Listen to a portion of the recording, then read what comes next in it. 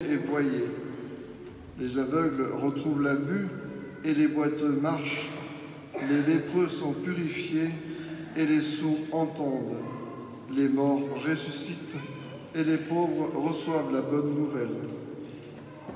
Heureux celui pour qui je ne suis pas une occasion de chute. Tandis que les envoyés de Jean s'en allaient, Jésus se mit à dire aux foules à propos de Jean: qu'êtes-vous allés regarder au désert? Un roseau agité par le vent? Alors, qu'est-ce que donc allez-vous voir? Un homme habillé de façon raffinée? Mais ceux qui portent de tels vêtements vivent dans les palais des rois. Alors, qu'êtes-vous allés voir? Un prophète? Oui, je vous le dis, et bien plus qu'un prophète. C'est de lui qu'il est écrit: voici que je vous envoie mon messager en avant de toi pour préparer le chemin devant toi. Amen, je vous le dis, parmi ceux qui sont nés d'une femme, personne ne s'est levé de plus grand que Jean le Baptiste. Et cependant, le plus petit dans le royaume des cieux est plus grand que lui. Acclamons la parole de Dieu. Louange à toi, Seigneur Jésus.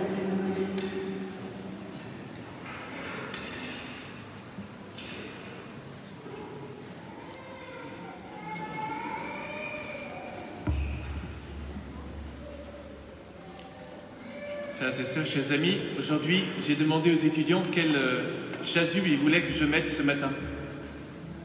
Ça vous arrive de temps en temps, non? Aujourd'hui, j'ai rien à me mettre.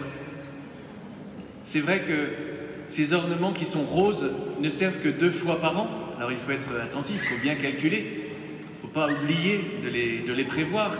Une fois pendant le temps de l'Avent, aujourd'hui, c'est la mi-Avant, on pourrait dire. Et puis une fois à la mi-chemin de notre itinéraire vers Pâques, c'est-à-dire pendant le carême. Rose, pourquoi rose? Évidemment, on peut toujours discuter sur le rose, mais c'est pas vraiment rose, en fait, c'est plutôt rouge votre truc, c'est non, saumon, bref. Chacun peut avoir son avis, mais l'idée liturgique, l'idée de l'Église, c'est que ça soit rose. Pas simplement parce qu'on aime le rose, mais parce que la couleur de l'Avent, c'est le violet. Le violet, c'est à la fois une couleur de préparation, mais aussi de conversion, de pénitence. Alors on va un peu atténuer, un peu adoucir ce violet, un peu mettre un peu de lumière, un peu de blanc dans ce violet pour que ça devienne du rose et que ça devienne un dimanche consacré à la joie, c'est-à-dire à la joie de se savoir en route vers Noël, de faire une étape, de relever la tête en se disant « Le Seigneur est proche, réjouissez-vous ». Une fois qu'on a dit ça, on arrive avec ce que l'on est. Je ne sais pas comment vous êtes arrivés ce matin, oui je sais, alors là, il y a ceux qui diront en voiture, bon. C'est pas ça la question. Comment est-ce que vous êtes arrivé? Avec de la joie dans le cœur ou bien un peu à reculons, un peu à contre-cœur, un peu en se disant bon bah il faut y aller, et puis il y a les enfants qui viennent, bon bah je viens. Bref, on vient pas forcément dans le cœur avec un sentiment palpable de joie. Alors, quand on nous dit réjouissez-vous, si on est dans cet état-là, comment est-ce qu'on fait? Est-ce qu'on choisit le sentiment intérieur qui n'était peut-être pas au beau fixe? Ou bien est-ce qu'on choisit d'écouter la parole, de se laisser un peu percuter par elle? Et c'est vrai au fond, pourquoi est-ce qu'aujourd'hui je ferai la tête?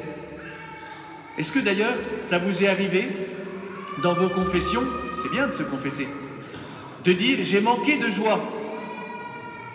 Ça peut être un péché, pas toujours, mais ça peut être un péché. Hein, est-ce que faire la tête est un droit? On n'est pas responsable de la tête que l'on a, on dit, mais on est responsable de la tête que l'on fait.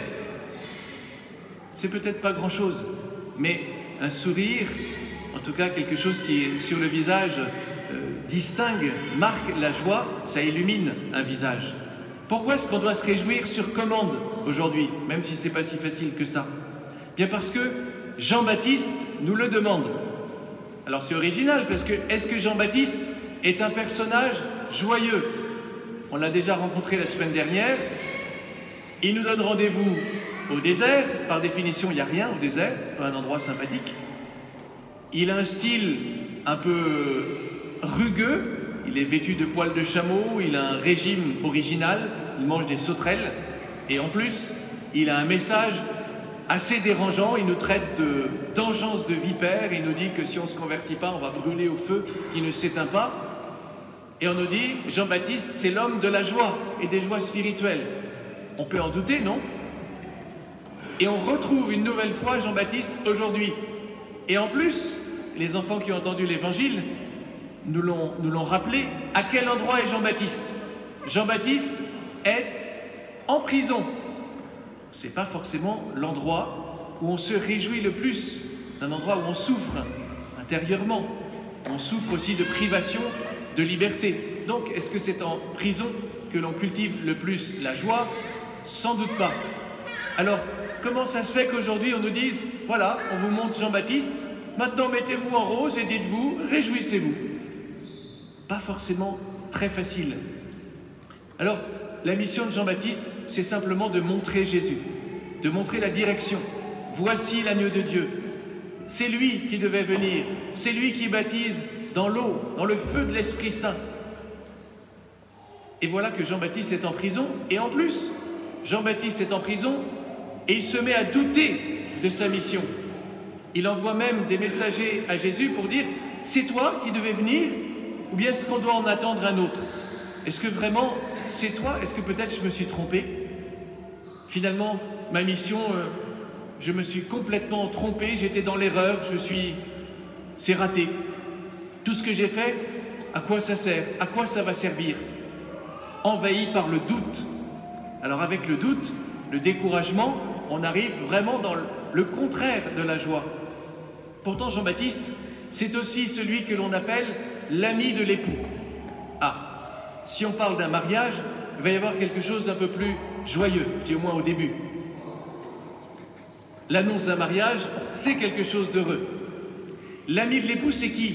C'est celui qui, pendant la célébration, chez les Juifs, c'est celui qui conduit la fiancée à l'époux.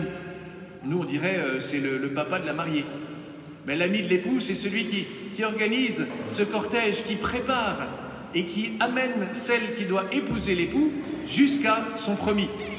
Et donc, Jean-Baptiste, il dit, moi je suis l'ami de l'époux, et quand j'entends la voix de l'époux, mais je suis dans la joie. Je déborde de joie, il y a quelque chose d'heureux qui va se dérouler. Et oui, mais avec Noël, on est plutôt dans le carnet des naissances que dans celui des mariages. Et pourtant, vous le savez, Dieu veut nous épouser. Ah, c'est un mot bizarre, mais même les enfants, ils peuvent comprendre.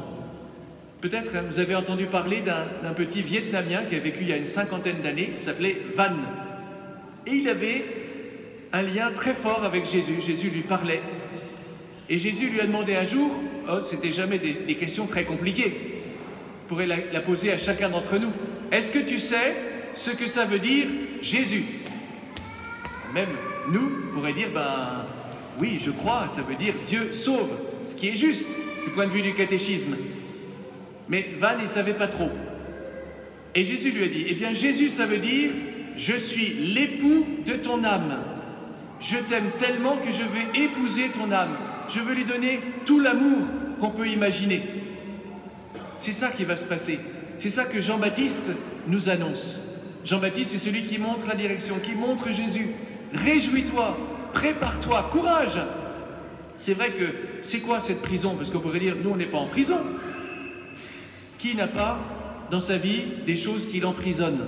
Une situation bloquée, une situation familiale, une maladie, une épreuve, un souci, une inquiétude, une angoisse, quelque chose qu'on ne peut pas changer, on n'y arrive pas, on est découragé.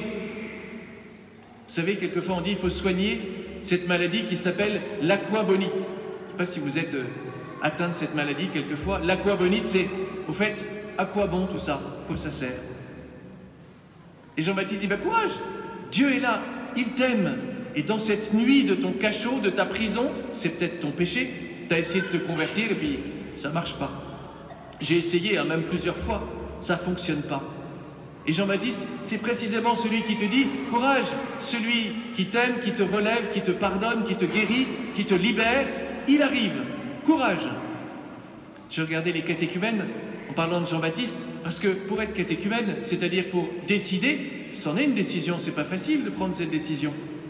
Pour décider un jour de demander le baptême, il faut des gens qui t'y invitent en fait. Sylvie, on s'est rencontrés dans un bar important, à la Garde, sur la place de la mairie. Il faut aller dans les bars, on y fait des rencontres. Et dans ces rencontres, il y avait, en fait, il y a Sylvie, elle veut le baptême. Waouh, c'est intéressant, c'est comme ça que ça a commencé, non? Patrick pourrait nous le dire. Et puis, Karine, c'est une voisine, qui lui dit, tiens, tu devrais aller, il y a un parcours là, ça te ferait peut-être du bien. Ouais, j'y vais pas, c'est quoi ce truc? Et puis j'y vais. On a besoin de Jean-Baptiste. Peut-être parmi vous, il y a des Jean-Baptiste qui seront capables de dire, mais vas-y, c'est pour toi. Et puis il y a les enfants de l'école, il y en a aussi qui demandent le baptême, on va aussi faire la préparation. Ce sera pour Pâques. Vous voyez, on a besoin de ces Jean-Baptiste, et Jean-Baptiste, c'est pas uniquement celui qui n'est pas rigolo, qui demande de se convertir avec des mots un peu rudes, c'est aussi celui qui dit « réjouis-toi ». Il y a une joie que peut-être t'imagines même pas, mais elle est pour toi.